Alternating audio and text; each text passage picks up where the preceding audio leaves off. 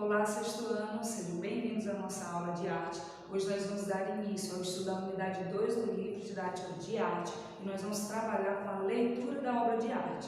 Mas antes de nós vermos alguns conceitos em relação a isso, é preciso que a gente entenda que a obra de arte também é um texto. Sabiam disso? Bom, vamos ver como é que isso funciona. O texto, a palavra texto, vem do latim textus, que significa tecido, que significa trama, certo? E aí, ele também vem da palavra tecere, que significa tecer. No ato da leitura de um texto, nós estamos tecendo, além do texto, o significado que ele traz para a gente. E aí, o que é que a gente vai entender por significado de um texto? A mensagem que ele quer transmitir. Da mesma forma, a obra de arte também traz para a gente uma mensagem que pode estar relacionada à época em que aquela obra de arte foi produzida, que está relacionada também em relação aos ideais do artista, o que ele gostaria de transmitir, qual a concepção que ele tem do mundo que o rodeia. E aí a obra de arte vai funcionar para a gente também como um texto.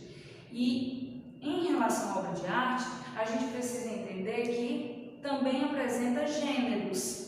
Nós não já vimos que os textos são divididos em categorias de gêneros, que tem aqueles que contam histórias, que tem aqueles que expressam uma opinião, que tem aqueles que descrevem, dizem como é uma pessoa ou um objeto. Então, a obra de arte também é dividida em categorias, certo? Que nós vamos chamar de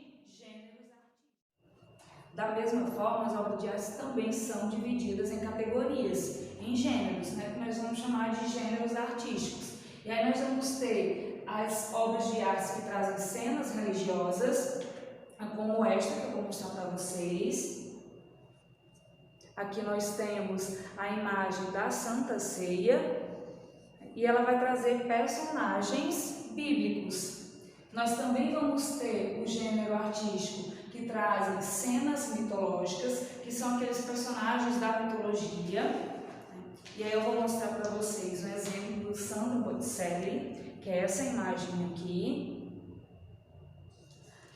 Também vamos ter as cenas históricas, que vão trazer para a gente um fato que aconteceu e que foi registrado nas obras de arte, em forma de telas ou de outras manifestações artísticas.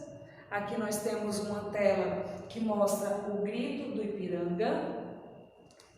Nós também vamos ter gêneros artísticos chamados de cenas do cotidiano, que são aquelas obras que trazem para a gente o dia a dia, as nossas ações do dia a dia. No livro de vocês vão encontrar essas imagens todas que eu estou mostrando para vocês, e aí eu vou mostrar aqui dois exemplos de telas que mostram cenas do cotidiano, que podem ser qualquer uma, podem ser as pessoas realizando uma atividade como cortar legumes, como limpando a casa. Nós também vamos ter o gênero retrato, que é quando nós temos uma imagem que visa justamente trazer para a gente uma imagem o mais realista possível de alguém, como os exemplos que eu tenho aqui para vocês. Vocês já devem ter ouvido falar, através dos pais de vocês, por meio dos pais de vocês, que quando não havia a fotografia, os retratos eram feitos assim, pintados. E eram justamente para tentar mostrar como uma pessoa era naquela época, como uma pessoa era em uma determinada época. Nós também vamos ter o gênero natureza morta, que é quando as telas vão trazer para a gente imagens de frutas, de objetos, como esta. Nós também vamos ter o gênero paisagem, que, como o próprio nome diz, traz para a gente uma imagem em relação ao meio natural, as paisagens que nos rodeiam, como o exemplo que eu estou mostrando para vocês.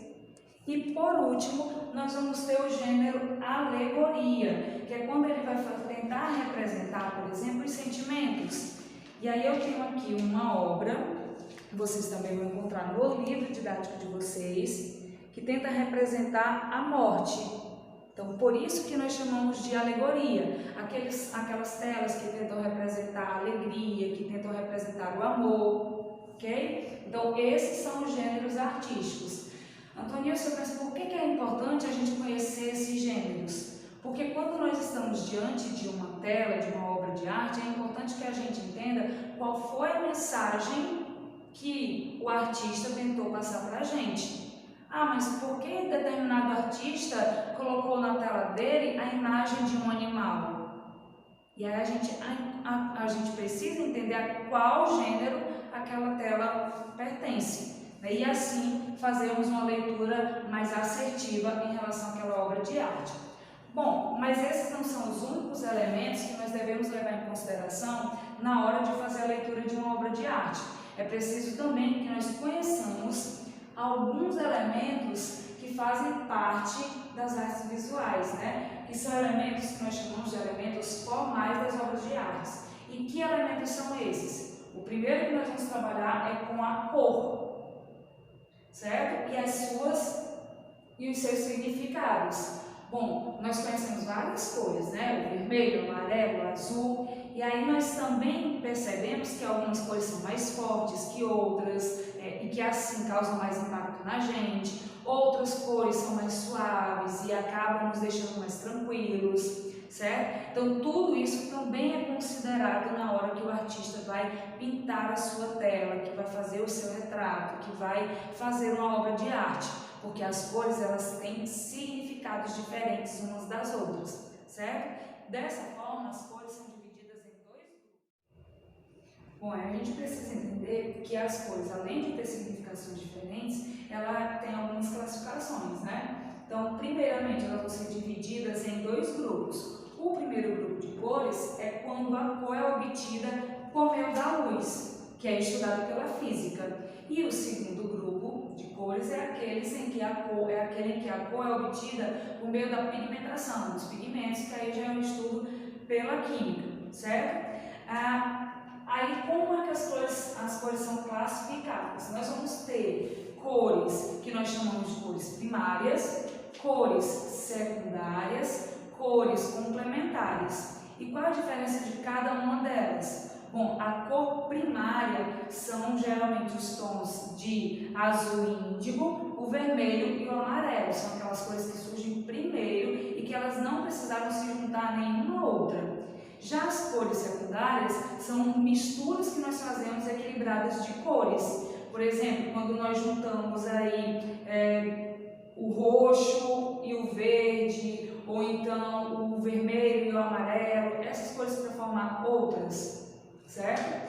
E também as cores complementares, que são duas cores que estão em lados opostos no ciclo cromático. E aí nas cores complementares nós precisamos conhecer o ciclo cromático, que é quando ele vai justamente colocar duas cores que estão em lados opostos.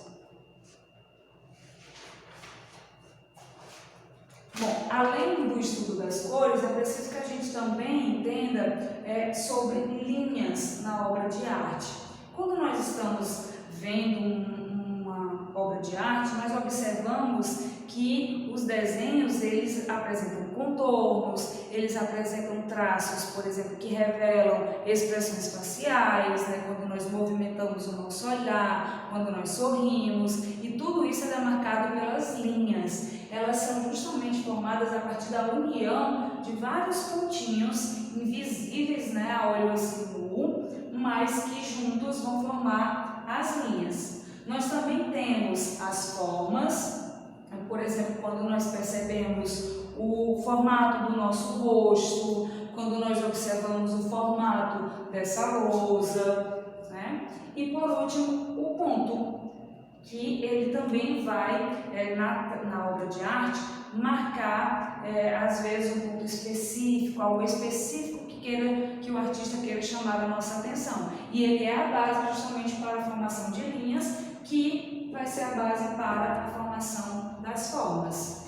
Bom, para que a gente compreenda, para que vocês compreendam melhor sobre o assunto, sobre como nós possamos fazer uma boa leitura de uma obra de arte, é preciso que leiam atentamente cada um desses tópicos no livro didático de vocês e assim expandir esse conhecimento.